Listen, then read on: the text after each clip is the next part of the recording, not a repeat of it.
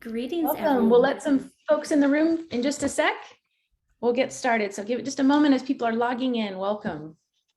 Sorry, this is Giancarlo. I'm your Spanish interpreter as well. We still have not been assigned. So if we start to interpret, we're going to be speaking over you. Okay, so give it just one moment. We have our rep from VFairs who is assigning you as an interpreter right now. Thank you.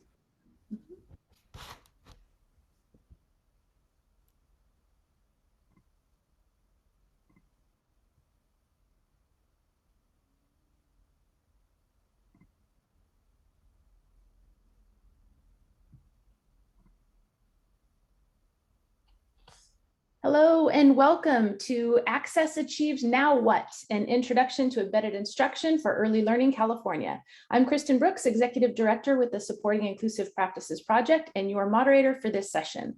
Just a reminder that this session is being recorded and you can access Spanish translation and closed captioning by clicking the tabs at the bottom of your screen. They are working now to assign the Spanish interpretation, so please give that just a moment. And I'd like to welcome our presenters, Patty Salcedo and Therese Snyder from the Desired Results Access Project.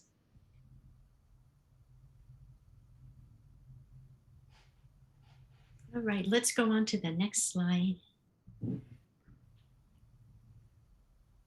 We're so glad that all of you have joined us today. I am Patty Salcedo. I am co-director of the Desired Results Access Project. And if you know our work, up till now, we have been focused on supporting children with IFSPs and IEPs and their families and their teachers in the use of the DRDP, so children with IFSPs and IEPs.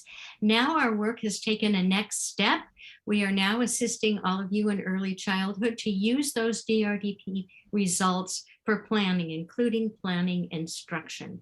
So today we're going to talk to you about the Embedded Instruction for Early Learning California project, which takes those results and takes them forward into a very systematic and intentional way to provide inclusive instructional practices that are evidence-based.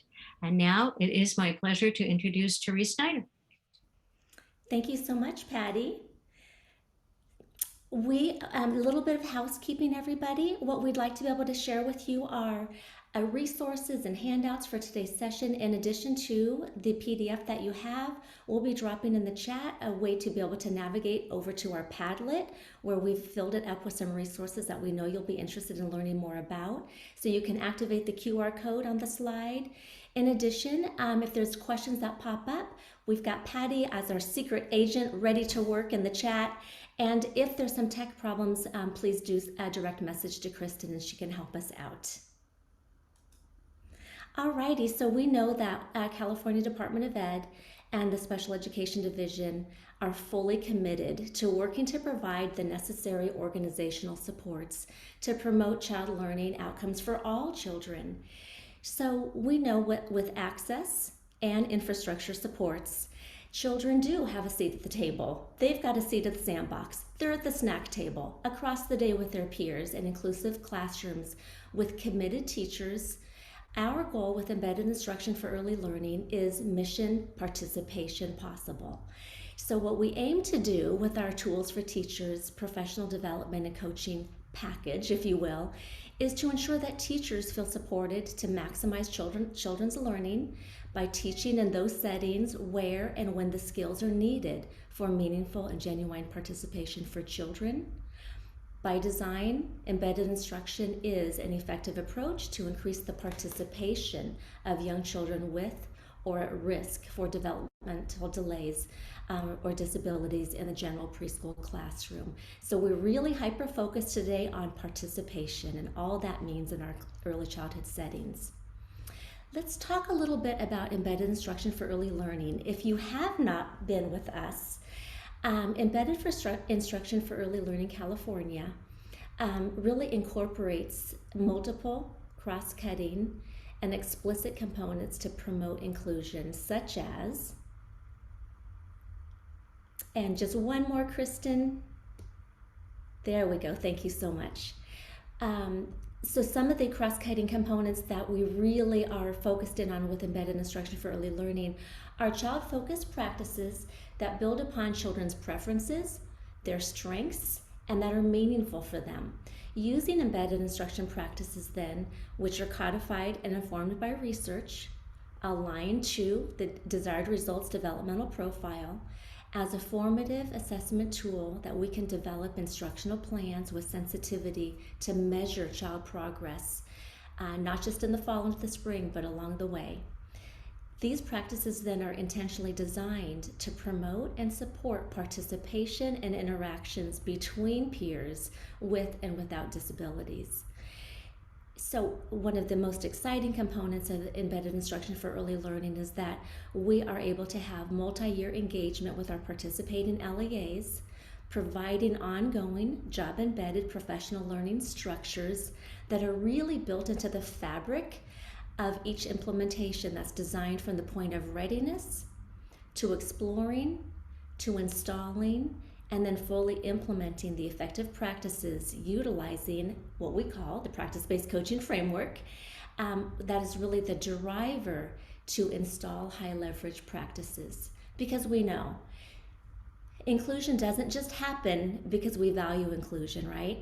With embedded instruction for early learning, we provide and operationalize the implementation supports for inclusion to really support the implementing teaching teams and their partners, their coaches, so that they, as they're doing embedded instruction, they're bringing it to life in their classrooms and really then scaling over consecutive years. So the embedded instruction for early learning, very simply, in terms of participation on the next slide, is really around how are we taking embedded instruction as an intentional and systematic, learning, these learning opportunities, and embedding them across the everyday activities and routines in our preschool environments. So we're thinking about repetition. How often can that happen? We're thinking about the routines that we already have established and the context of the relationships that we have with our children, with our teaching teams, with the service providers that are supporting us, and of course the families. So we're considering how we can grow these learning opportunities across the day, building children's success. And now, a very simple math example that I like to keep in mind is when we think about a preschool program and we're just talking about meals and snack time, we typically start our day with breakfast, we have a snack, we might end with lunch. Every meal, every snack really presents learning opportunities, at least one or two, probably many more, for the child to be able to ask, to request, to point to indicate what is the food or the drink that they want, and to engage with their peers at the table, right? And so by creating just numerically these learning opportunities, we can very quickly then see how these grow exponentially, right, across not just the day, the week, the months, so that we're having thousands of successful repetition opportunities for repetition built into the routines within their context of the relationships of friends, the teaching teams, and of course our families. So this is kind of a very naturalistic description of how we really look at these embedded instruction opportunities across the day. In addition, what we've included for you is in the Padlet and in some of our resources for you to take a deeper dive into the research. We've got just a lot to share, but for today, we want to focus in on 3 key points.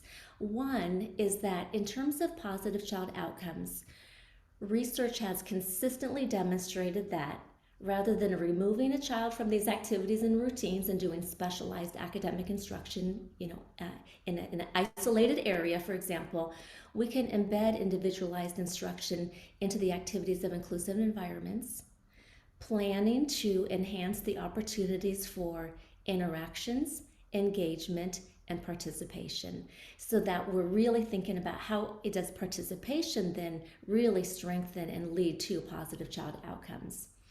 In addition, we've really got decades of research that indicates for us that our teachers, our general ed and our special education teachers and related service support teams have absolutely expressed not just that while they support inclusion and believe in inclusion, What they really need is job-embedded professional learning to support all children's participation. Again, back to that engagement and learning in the general curriculum in our early childhood classrooms. So we have some really nice research that indicates not only job-embedded professional learning, and when it is coupled with practice-based coaching, particularly when we're supporting children who need more targeted or individualized learning supports and inclusive classrooms, we've got a really nice body of research that indicates that the job-embedded professional learning plus practice-based coaching really improves the implementation of effective practices as intended. So Patty has some links that she'll be adding so that if you want to be able to grab those and go later on to check out some of that research, you'll have lots of reading. And if any questions pop up around those citations, please let us know and we can provide that too. Alrighty, so what we would love to be able to share then is we've been talking about embedded instruction and practice-based coaching and the DRDP, and we're going to do a little bit of backward mapping now. So we've got, starting on the right and working left, the desired results developmental profile is utilized really as an authentic assessment tool. It gives us not just with a little bit of extra effort, we get extra benefit because the DRDP gives us the assessment information that we use to create out our instructional learning plans that may be individualized, highly individualized or targeted to be able to then activate embedded instruction, which is a cyclical process. We have 4 components and 6 practices that are very simply organized around how do we take the information from the DRDP or the child's IEP and the settings in which we support them in to be able to ask, what is it that we need to teach? What are those skills that the child needs to be able to fully participate, engage, and promote learning across the day in the activities and routines that we already have designed? Then we look at the when to teach and we ask, what are those activities and those routines in particular that gives us that just right fit around how we want to promote learning that really aligns with the intended learning opportunities that are already built into the day? So that moves us into then the how to teach. We want to really very carefully consider the strategies to be able to support and encourage just that promotion of identifying a goal, learning a new skill, moving that skill along, and being able to embed it into the regular activities and routines. And again, we're thinking about repetition and the within the everyday routine. So that leads us to the how to evaluate, because we always want to be able to ask, how do we know if the child's learning? And we want to be able to ask it in very short learning cycles so that we don't get too far down the road and realize that we need to have a course correction. We made it too hard or we made it too easy. We want to get it right size, just right for the child. So we think that we always move that cycle forward then from how to evaluate. If we need to adjust and make changes, then we do, and off we go again. So in this then mapping, this leads us to practice-based coaching. So we've moved from the DRDP to the embedded instruction practices over to the how does this happen. So our coaches use the practice-based coaching framework as the vehicle to support practice change. So it's about the practices that the teachers identified as being important to support the children that they have. So the teachers really get to work hand in hand with their coaches, developing out the action plans, reflecting upon practices, and being able to think about in the context of their collaborative partnership, how they really want to grow and support the implementation of embedded instruction practices. Okay, so we've talked a little bit about the backward mapping. Now we're forward mapping, and with practice-based coaching as the competency driver, we're just kind of cruising on down the effective practices highway now. Because our coaches then, with the professional development and the job-embedded professional learning of how are we taking the practices and dropping them into our everyday learning experiences, the practice-based coaching cycle then comes right alongside our teaching teams to be able to identify shared goals, to be able to develop out short-term action plans. So they're not year-long action plans. They're small, doable, meaningful for discrete amounts of time to be able to say, this is important, let's give it a go. And then we get to be able to reflect and engage with our coach as a teacher around how are we doing? What are some things that could really support the child to have, to be able to increase the skill, inform instruction, or reactivate a new instructional learning plan. So these are not static plans, these are very dynamic, and it's a dynamic relationship.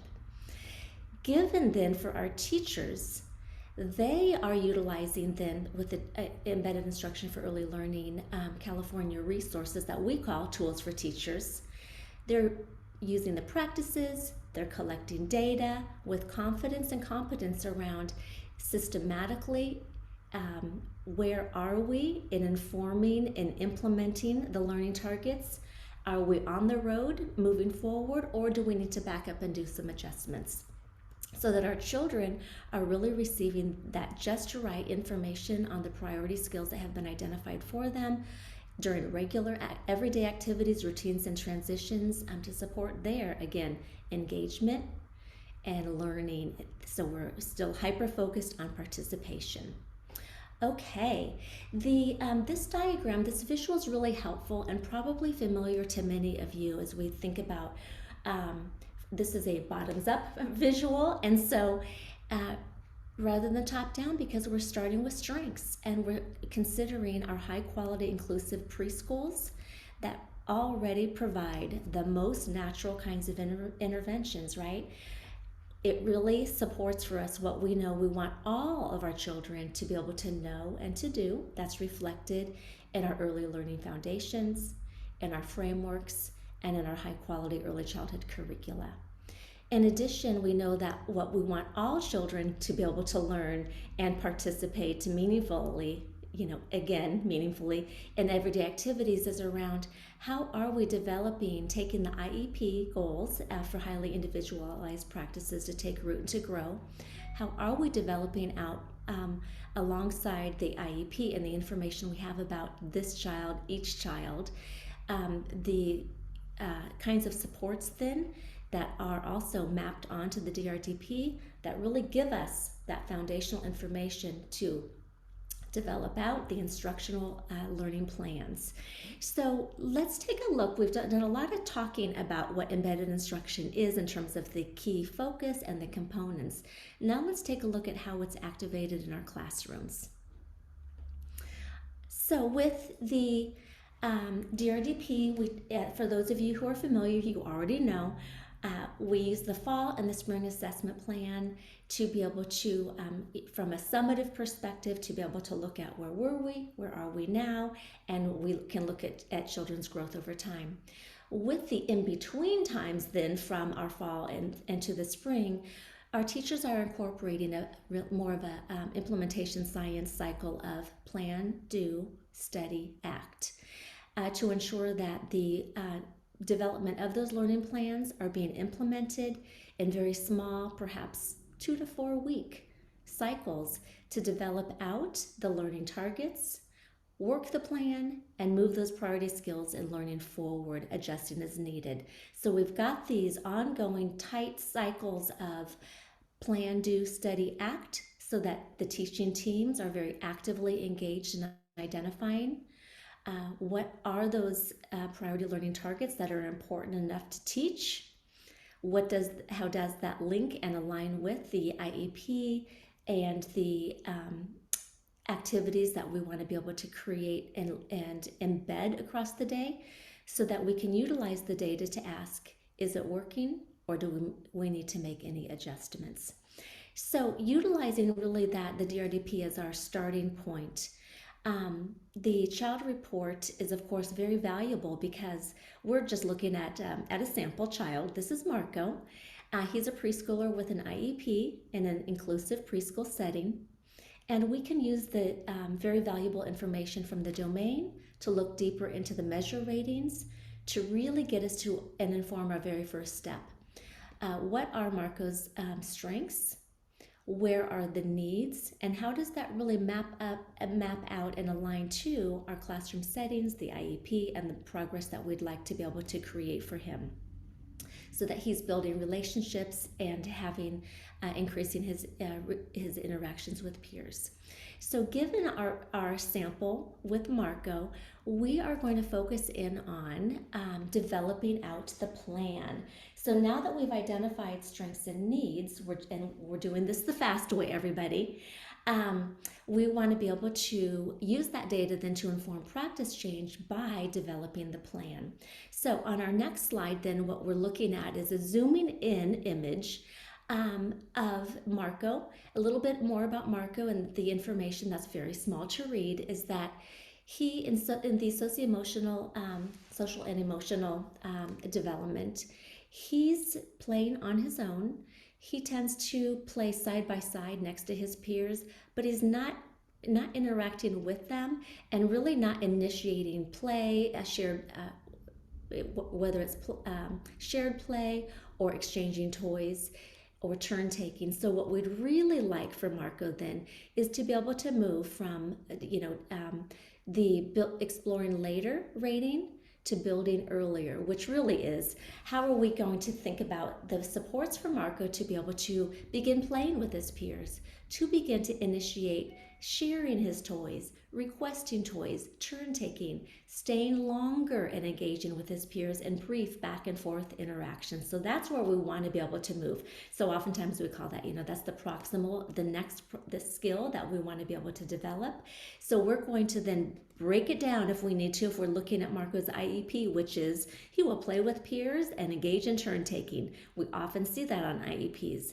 So we want to be able to determine how we're going to operationalize that, and we do that in the what to teach. The what to teach goal for Marco then is, and we're gonna play this out for a few more minutes, is we want him to be able to use 2 to 3 word phrases to request an object or engage in turn taking, given a verbal prompt in the outdoor play area, during small group, and during free play. So we're identifying times of day, and these are child-initiated opportunities across the day that we can think about the things that Marco cares most about. Where are those opportunities already living, and how do we want to grow those opportunities so we can support Marco then, whether it's adult prompting, verbal prompt, it could be a visual prompt. How are we going to set up these embedded learning opportunities so that there's more of them? So we're creating lots of repetition. So having said that, our next slide gives us a few pictures, and all of these photos look, I'm sure, very familiar to you. We're going to now implement the what to teach plan. So we move from the what to teach to when to teach. So with Marco, there's some things that he really loves to be able to do in his day. At arrival, we've always got the choice for children is they can be at the small group table, where we put out toys that stay on the table, or Marco can go to the carpet and select a book. He always heads over when he starts his day over at the table. So we're going to think about, it's child initiated. Marco's going to make some choices about the toys he wants to be able to play with. Naturally then, we have a good fit. He's already got peers at the table.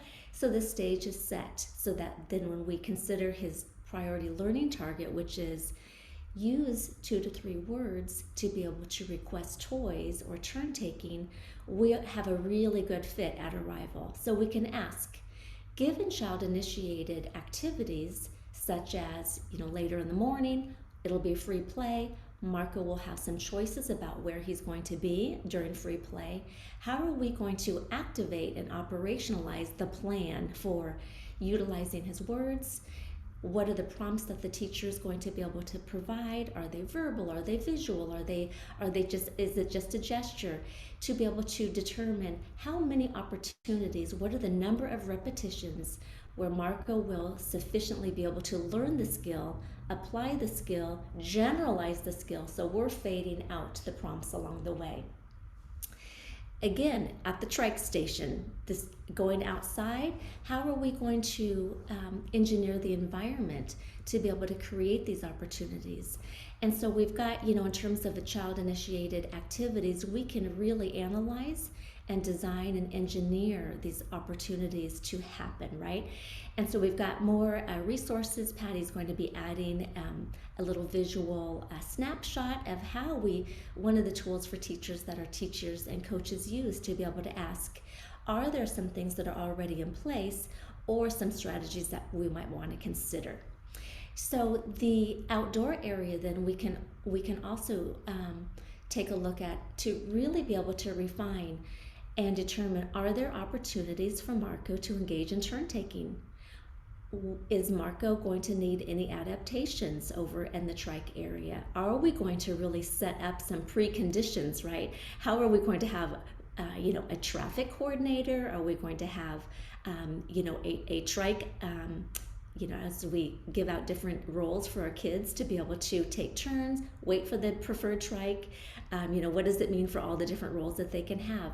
So we're really considering the engineering the activity for success to bring Marco to not just be able to use 2 to 3 words, but be able to utilize 2 to 3 words independently with his peers without adult guidance. So we're going for the long view here with Marco. Okay, so you're getting the idea just in terms of the photos really reflect what we typically see in our everyday early childhood environments. And we've talked a lot about the fit. Do we have then the opportunities, repetition and routines, with the relationships for Marco to be able to develop friendships with his peers, facilitated by his teaching teams, and we want to be able to then work the plan. So now we've got an activity matrix tool that will also be added to the chat. It's also on the Padlet for you. And the activity matrix really helps us as teachers to be able to implement the plan, because it provides for us the what to teach. It provides when we're going to teach it, so the times of day that we're really going to target to grow the skill. And we're going to then be considering how many opportunities will be enough to move this skill right down the developmental road, right? So that the how to teach is going to give us really good information as we consider how much support does Marco need. Will we be fading those supports? How are we going to know when he has reached the goal that we have set? So in embedded instruction for early learning, we say it's as simple as the ABCs. So we do have really codified processes, tools, and strategies that we use that to support that child learning, so that we're not over teaching, over prompting, but we're always planning to fade, right? And so we know that means we're thinking about peer opportunities. How are we really bringing in our peers to support the learning? And if the child isn't successful in doing the skill, what are we going to do right away to be able to help and support the child for the next time? So more information for us. So the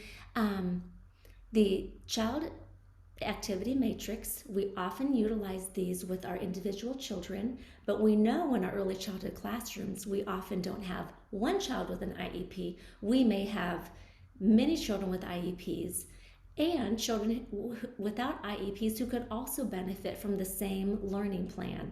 So this is a very informal way to think about all of our children learning, and a very formal way in thinking about how are we going to design, implement, work the plan to have intentional skill development that in fact we will use that information to drive the data to tell us how well we're doing. So Therese, could I jump in for a second? Because we had a question in the Q&A about a modified tool for families that still want distance learning or a home-based program. And my answer is yes, we have the home activity matrix version, fondly called the HAM, which if you are in the Embedded Instruction for Early Learning Professional Development program with us, you will also get.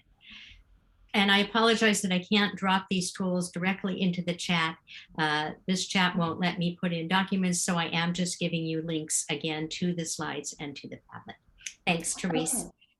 Yes, so I'm so glad because of course it's springtime, right? And in late spring, we're thinking about summer just is right around the corner. So, in addition to the question, yes, how are we supporting families around the priority skills that they would like to be able to support their child with, what's important in the family, we're also supporting the collaboration between our teaching teams with the families around the goals that really would be supportive over the summer. So as we say goodbye, and we may reconnect with our families in the fall, or they may be moving into a new setting. How is the home activity matrix really supporting the family to be able to say, what do we think is most important? What does it mean for where our child is right now? And how are we all going to think about the just right kind of supports to increase the learning in the home so that we're really working together, that, very much an actual uh, very valuable and authentic collaboration with our families and with our teaching teams, so that we're promoting learning outside of the school day. We're not just at the big schoolhouse, right? Learning happens 24/7, and we only have children for a very small amount of time, and the family is able to, have them for the most. So thank you so much for that question.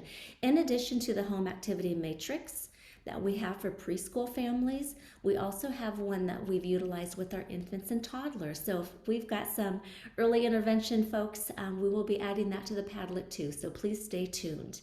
Thank you for that question. So what we are able to do then in terms of working the plan is we are identifying times of day that are a really good fit. We can increase the activities, we can increase the routines, we can really use the data to tell us and to drive where do we go next. So in terms of Marco, what we do then is we're going to take the information, and this is just a week at a glance. So you can see how much, small data really starts to build the larger data in terms of formative assessment. So we can ask just at a glance, with our fourth embedded instruction component, how to evaluate, how will I know if the child is learning? So if what we're asking for Marco is to be able to use 2 to 3 words during discrete times of day with adult prompting, is it happening? Are we working the plan? Are we implementing the plan? Is it working? And if it's not, what do we want? How do we want to change the plan to be able to support the child's learning progress? So in some ways, without much discussion, I can see with this child activity matrix, there's a couple times of day in which the child did not have the opportunity to practice the skill. And so it's really just a good heads up for the teaching teams, right? We can say, oh, did we miss it? Or did we give it a go and Marco needed more support? So this gives us let's find out more. So the data then, the actual activity matrix data, really rolls up. And as we talked about earlier, we want to know within just a few days, is the plan working? If it's not, let's adjust it. Do we adjust it up? Do we back it down? Sometimes we go sideways. We reevaluate, is this a good fit? And is this really the right learning target? So that we get it just right. We don't want to go until week 2 and then week 3 or 4 and realize that, oh my goodness, every day during a certain time of day, this was not happening for Marco. So this just helps all of us as teaching teams to be able to talk with each other and communicate about the plan, and to be able to identify, hey, we're doing it, or oh gosh, let's give this a little bit more attention. So you'll find in our embedded instruction for early learning then that the data-informed decision making really plays out from moment to moment, activity to activity, and aggregates up in a way that's very helpful, that gives us that assessment roadmap information. How are we doing, and how do we know?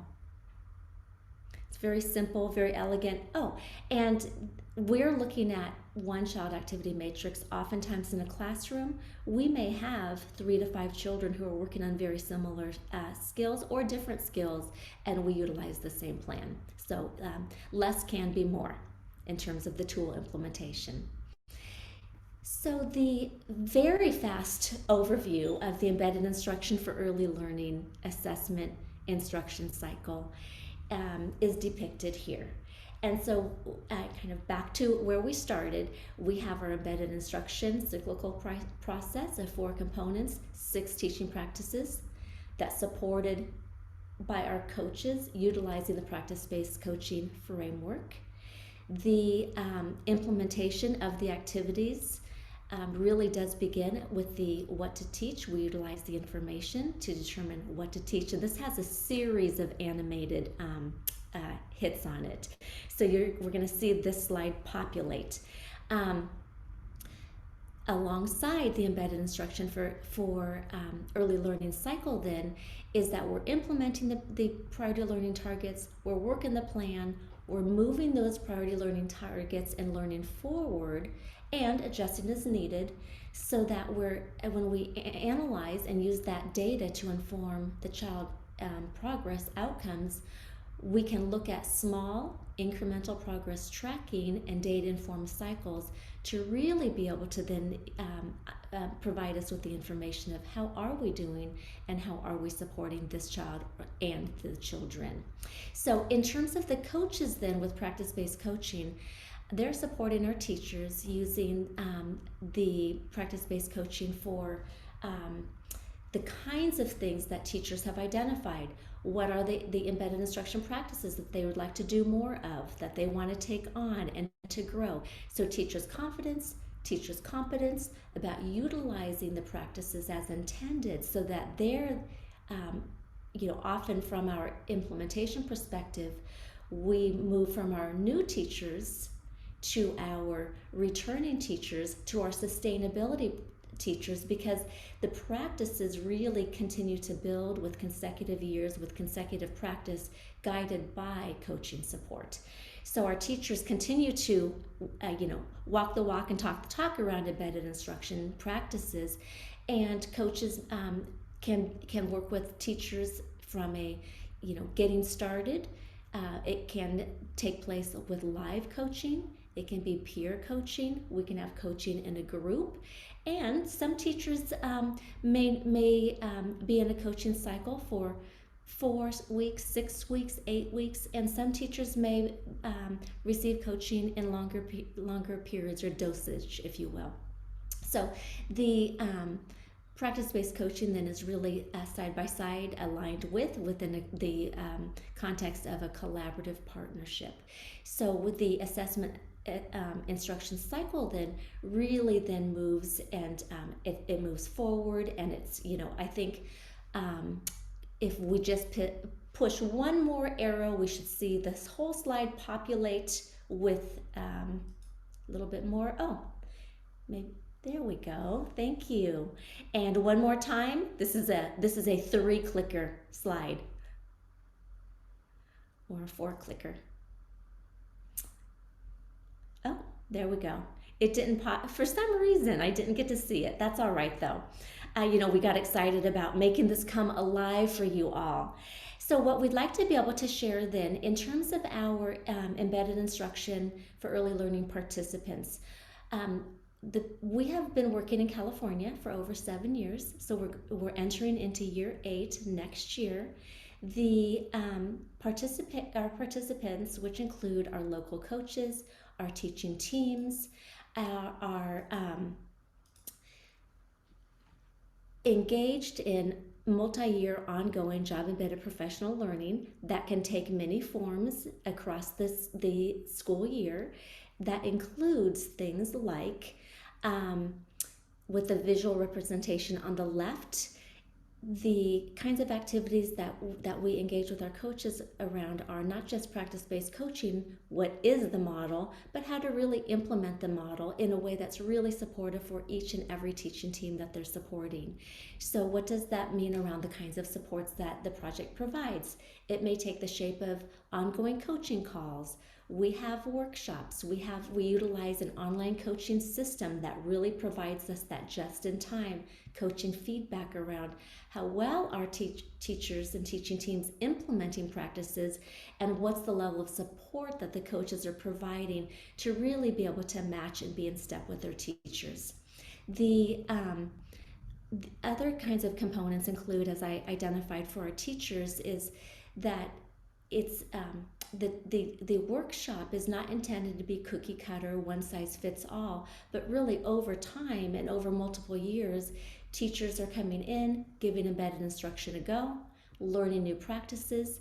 So from a brand new teacher moving into a returning teacher, utilizing the practices, implementing the practices, then they become sustainability practices, because the goal is to build capacity of the local education agency around the how, so the practice-based coaching and embedded instruction, to be able to support teachers to build their knowledge, skills, and dispositions around embedded instruction practices, to ensure that scaling can happen. So it's just not happening in classroom A and B down the hall, but that over consecutive years, the practices are not just growing, but they're scaling across teaching teams. So that includes not just our gen ed and our special education teams, but also those who support them. So we've got a really nice dynamic in which that it is not just an annual professional development calendar, but it's job embedded. So what we are working on, we take back, implement, give it a go with our coaches, and come back then for more information. So it really gives us this ongoing job embedded professional learning process in which we have full supports for teaching teams to feel confident about what they're doing with the children that they're supporting. So what we'd love to be able to find out and this is the very fast story, of course, around the supports that we're providing. We would love to find out from you what questions you might have around, now that you've heard a little bit about embedded instruction and practice-based coaching. Is there some information that would be helpful for you in addition to the resources that we've provided over on the Padlet that I know that you'll be getting to? So I will pause for a moment. And I know that Patty was answering some questions in the chat, so that was fantastic. Thank you, because you've kept us running throughout the session. So maybe we can give it just a pause and see if we have any questions coming up in the Q&A or in the chat. And as people are kind of thinking or typing in, I know a big question that always comes up in the districts we work with, Therese, is, okay, how do I sign up? And I know Patty's put some contact information, but what does that process look like to be a part of embedded instruction going forward? Oh, thank you so much for asking. And we've put that information right on the Padlet, because we're currently engaging with our interested LEAs and examining their readiness for participating. And so some of the readiness components are, does embedded instruction align with the vision that the administration, that the leadership team has in regards to inclusion? Where are they now? Where do they forecast and want to be able to go and to grow? And what does that mean around the intersection of general education teachers working hand in hand with special education to be able to identify in the classrooms that you currently have in terms of inclusion classrooms, do we have a minimum of 4 classrooms that are interested in joining? And out of those four classrooms, do we have the teaching teams who are saying, oh my goodness, yes, I'm very interested in participating in embedded instruction, so that it's really coming from the teaching teams. They're interested, they're excited, they are willing to participate in the professional development and the coaching. So the application is coming out from the California Department of Education, our Special Education Division. Please look in a week or so. It will be posted on the listserv, but we will also, now that you have access to our Padlet, we will be uploading the application to the Padlet.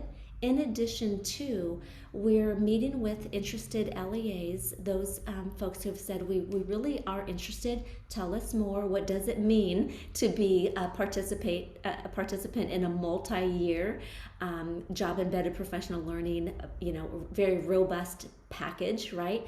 And particularly, what are the commitments on the part of the participating districts? So one of the commitments is, in addition to the 4 classrooms that I identified as kind of the getting started, 4 classrooms, 8 teachers, that we're providing the practice-based coaching framework, which is the vehicle for supporting effective practices to take root and grow.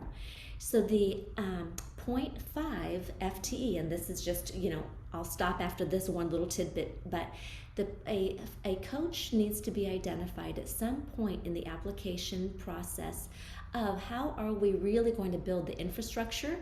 How do we build, now that we have access and the supports, how are we going to plan for meaningful participation and implementation of embedded instruction for early learning? So that is dependent upon actual identified coach who does have the ability to support those teaching teams.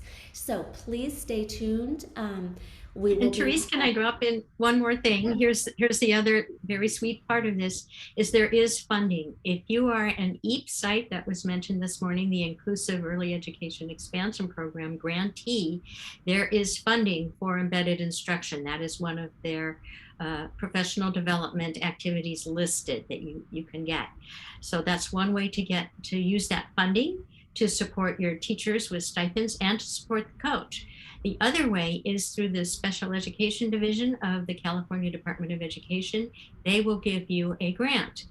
So if you have someone that you think can be a coach and you want to support their 0.5 getting started, some of those funds can be used for that, as well as for teachers for their time to participate and any release time that they will need. So there is funding to support you getting started. There's some seed money.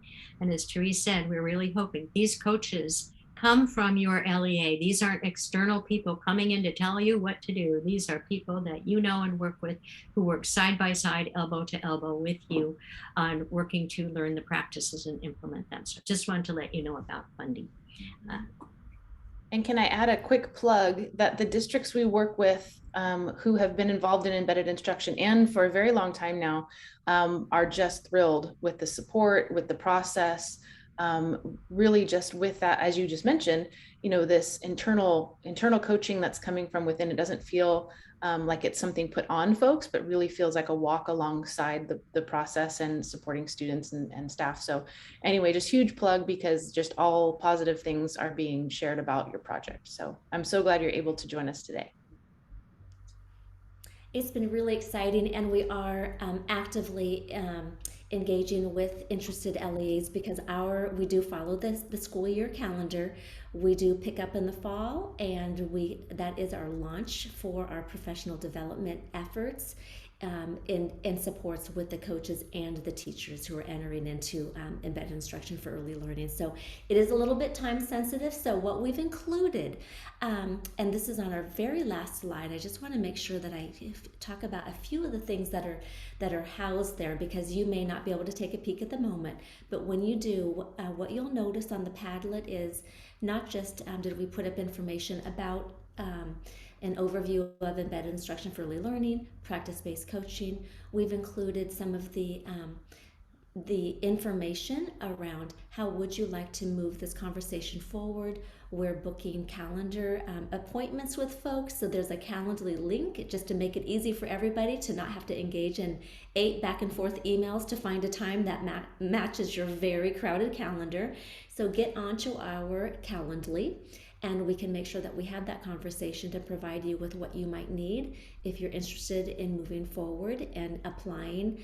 We do have some really helpful readiness activities to really be thinking about where are you and your leadership team? What do you envision for the growth and scale for the inclusion that's already happening and underway, whether it's expansion of classrooms.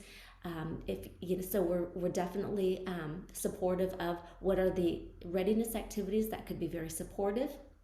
In addition to, we want you to have the information that supports teachers to know, what is this thing called embedded instruction? What does it look like? What does it sound like? Am I interested? So we want to be able to give that to you. So not only do we have a load of the very helpful research, the design of the project, but we also want to give you a sneak peek at what do those tools for teachers look like? What are those asynchronous modules, and how could we, and how could teachers access those? Where are all the resources? Kind of where is, the black box that is embedded instruction for early learning? We'd love to be able to have those conversations with you. So we know we've given you lots of stuff, and I will just pause if there's any more questions around the access for the Padlet, access for the website, and contacting us at the DR Access Project that houses the embedded instruction for early learning work. That's on the very last page. Oh yeah, go ahead. We do have a question in the chat regarding, is this available to private providers and family child care centers? Okay, that's a great question. So depending upon the letters of intent, I guess I'm going to give a big answer and then we could have another conversation if needed.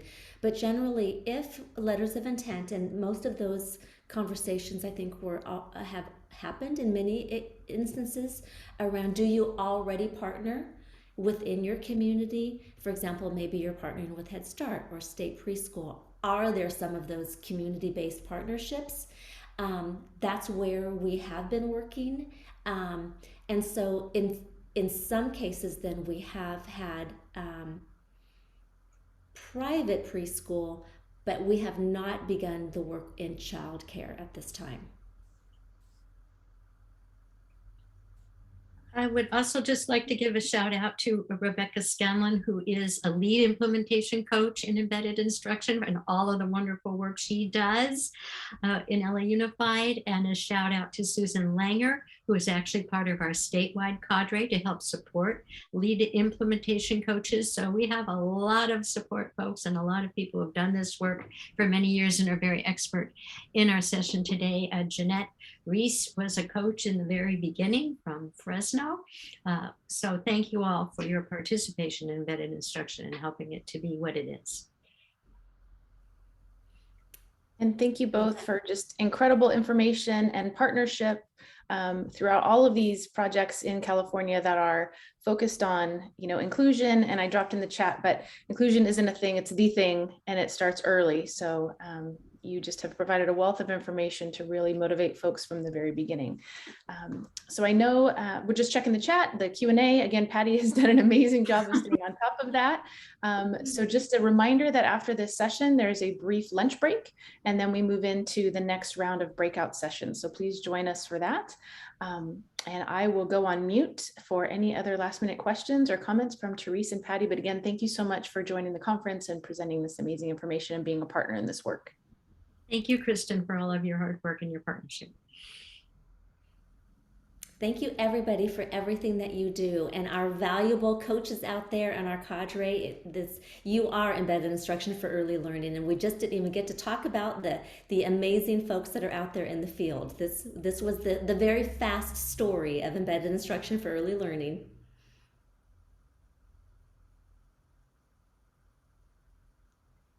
Thank you all, and we'll see you after lunch and in the next session of your choice.